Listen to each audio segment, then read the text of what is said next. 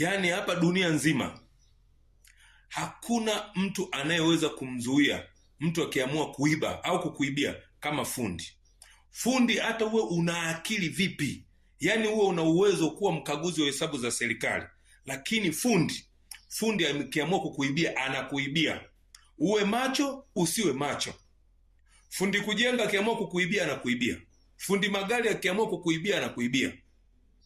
Fundi carpenter akiamua kukuibia anakuibia.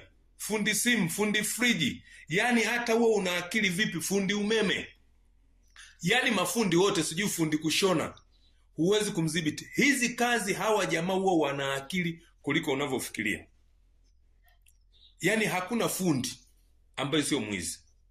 Awe fundi kujenga mwizi, fundi umeme mwizi, fundi magari mwizi, sijui fundi carpenter mwizi, fundi friji mwizi, simu mwizi. Yani mtu yeyote anayehusika na ufundi, taaluma ya ufundi, ujuzi, huyo umwezi, hata uwe genius. Na ndio maana huwa unaona hadi kamati za bunge huwa zinaingia kwa ajili ya kuwakagua mafundi, lakini bado huwa wanapigwa.